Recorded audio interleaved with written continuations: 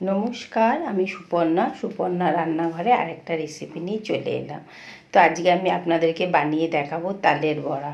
জানি এখন তালের বড়া একটু দেরিতেই বানায়, কিন্তু আমি একটা খুব ভালো তাল আজকে আমাকে একজন দিয়ে গেছিলো, তো ভাবলাম তাই জন্য একটা তালের বড়া আপনাদেরকে বানিয়ে দেখাই।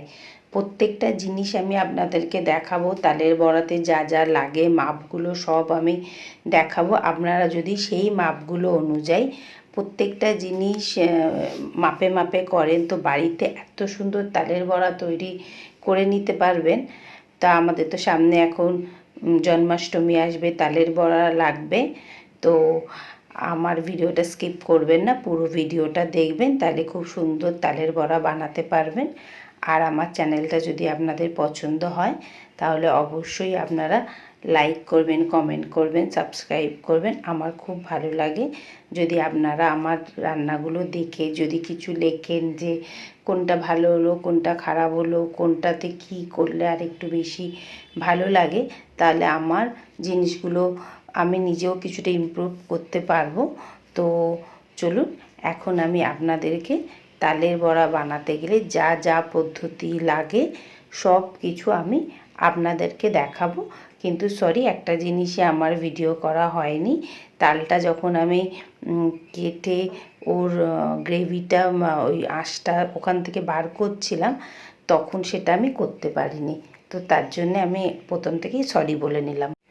তালের বড়াটা বানাতে আমাদের যা যা লাগছে, প্রথমে তালটা নিয়ে নিয়েছি, পুরো গ্রেভিটা। এটা আমি চালের গুঁড়ো নিয়েছি, ময়দা নিয়েছি, সুজি নিয়েছি, নারকেল গুঁড়ো নিয়েছি আর চিনি গুঁড়ো করে নিয়েছি। তো এবার আমাদের প্রত্যেকটা জিনিসকে ভালো করে মেশাতে হবে। কোয়ান্টিটিগুলো আমি সবই আপনাদের বলে দিলাম। এবার প্রথমে আমি তালের এই গ্রেভিটা পুরোটা নিয়ে নিলাম, যেটা আমি করে আপনাদের দেখাতে পারিনি, তার জন্য এক্সট্রিমলি সরি। আমি পরে আবার কখনো যদি ভিডিও করি তালের বড়া, তো আমি আপনাদেরকেই তালটা কিভাবে আমি ছেঁচেছি সেটা পুরোটাই আমি দেখাবো। এবার আমি প্রত্যেকটা আইটেম পরপর দিয়ে দেবো। খুব সুন্দর তালটা পেয়েছিলাম। এরপর আমি চিনি গুঁড়োটা পুরোটা দিয়ে দিচ্ছি। চিনিটাকে আমি মিক্সিতে গুঁড়ো করে নিয়েছি, আপনারা গোটা চিনিও দিতে পারেন, অসুবিধা নেই। এবার আমি সুজিটা দিয়ে দিলাম। সুজিটা ও গুঁড়ো করে নিতে পারেন, নাও নিতে পারেন, অসুবিধা নেই। এবার আমি ময়দাটা দিয়ে দিচ্ছি। পরিমাণগুলো মেপে মেপে যদি দেন তাহলে দেখবেন পারফেক্টভাবে আপনারাও বাড়িতে তালের বড়াটা বানাতে পারবেন। এবার আমি অল্প একটু নারকেল দিয়ে দিলাম, পুরোটা দিলাম না, যদি পরে লাগে, নাহলে তালের বড়াগুলো তেলের মধ্যে দিলে ফেটে যাবে, সেই জন্য আমি দিইনি। এবার আমি প্রত্যেকটা জিনিসকে এখন ভালো করে মিক্স করে নেব। আর একটুখানি নুন দিয়ে দিলাম, অল্প করে একটুখানি আগে আমি নুন দিয়ে দিলাম। দিয়ে এবার প্রত্যেকটা জিনিসকে আমাকে ভালো করে মিক্স করতে হবে, যাতে একটাও যেন কোনো ডেলা না থাকে। তো স্প্যাচুলা দিয়ে আমি এখন করছি, কিন্তু আমার মনে হয় যে এটা হাত দিয়ে ভালোভাবে যদি আমি মিক্স করি তাহলেই ভালো হবে। সেই কারণে আমি হাত দিয়ে এটাকে পুরো ভালোভাবে মিক্স করছি। আপনারা হুইস্কার দিয়েও ভালোভাবে এটাকে মিক্স করতে পারেন, বা আমরা কেকের যেই ব্যাটারটা করার জন্য যে বিটারটা ব্যবহার করি সেই বিটারটাও আপনারা ব্যবহার করতে পারেন। শুধু ওটাতে অ্যাকচুয়ালি আমি কেকের জন্য ডিম ফিম বিটার করি, তো সেই জন্য এটা আমি ইউজ করলাম না, ওটা যেহেতু একটু ঠাকুরকেও আমি দেব। আর এটার মধ্যে যেন কোনো ডেলা না থাকে, আর একদম পাতলা হবে না।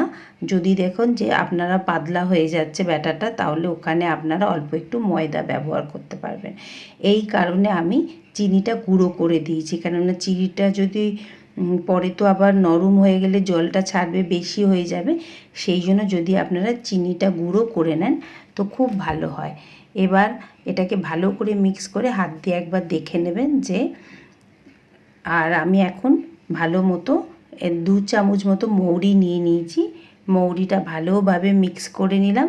আর বারবার যেটা বলছি, এটার মধ্যে যেন কোনো লাম্প না থাকে। আপনারা হাত দিয়ে ভালোভাবে এটাকে বিট করবেন, বেশিক্ষণ সময় লাগে না, 5-7 মিনিটের মধ্যেই হয়ে যায়।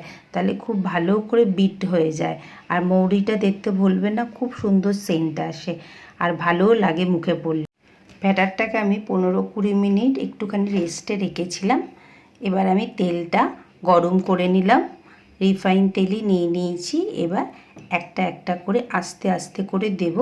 আর গ্যাসের ফ্লেমটা আমি আগে একটু একদম বসিয়ে দিয়ে একদম সিম করেই আস্তে আস্তে তেলটা গরম করেছি, যাতে বড়াগুলো দিলেই যেন লাল না হয়ে যায়। এবার একদম সিমেই আমি এখন 5 মিনিট আস্তে আস্তে বড়াগুলো সব কটা দেবো। যতক্ষণ না পুরো বড়াটা আমার দেওয়া না হচ্ছে ততক্ষণ আমি গ্যাসের সিমটা বাড়াবো না। আগে থেকেই বললাম তেলটা আমি একদম সিম করে রেখেছি। আপনারা হাই ফ্লেমে তেলটা রাখবেন না, তাহলে কী হবে, বড়াটা যখনই দেবেন সঙ্গে সঙ্গে লাল হয়ে যাবে আর ভেতরটা কাঁচা হবে না। আর দেখুন আমার চিনির পরিমাণটা একদম পারফেক্ট আছে, সেই জন্যে দেখুন একটাও ফাটছেও না। প্রত্যেকটা পরিমাণ আমি ভালো করে দিয়েছি, সেই জন্য একটাও বড়া আমাদের ফাটছে না আর লালও হচ্ছে না। এটা এখন আস্তে আস্তে আস্তে আস্তে হবে। তো আপনারাও গ্যাসের ফ্লেমটাকে প্রথমে তেলটা গরম করে একদম কমিয়ে দেবেন, দিয়ে আস্তে আস্তে করবেন। যখন আমাদের বড়াগুলো সব দেওয়া হয়ে যাবে তখন আমরা গ্যাসের ফ্লেমটা মিডিয়াম করব। তো এবার দেখুন আস্তে আস্তে করতে বড়াগুলো সব ওপরে উঠে এসেছে, এমন সুন্দর দেখতে হয়েছে। দেখেই তো খুব সুন্দর লাগছে, আর বাড়ি ভর্তি গন্ধ হয়ে গেছে। তালের বড়া তো জানেন একটা বাড়িতে হলে 10টা বাড়িতে মানে গন্ধ চলে যায়। আমাদেরও বাড়িতে তাই হয়েছে, বাইরে থেকেও পুরো গন্ধ বেরোচ্ছে। তালের বড়াটা আমার রেডি হয়ে গেল। আপনাদের কেমন লাগলো অবশ্যই আমাকে জানাবেন। আর আমার চ্যানেলটা যদি আপনাদের পছন্দ হয় তাহলে অবশ্যই লাইক, কমেন্ট, সাবস্ক্রাইব করবেন, আমার ভালো লাগবে। আর আপনারা আর কী কী রেসিপি দেখতে চান অবশ্যই আমাকে জানাবেন।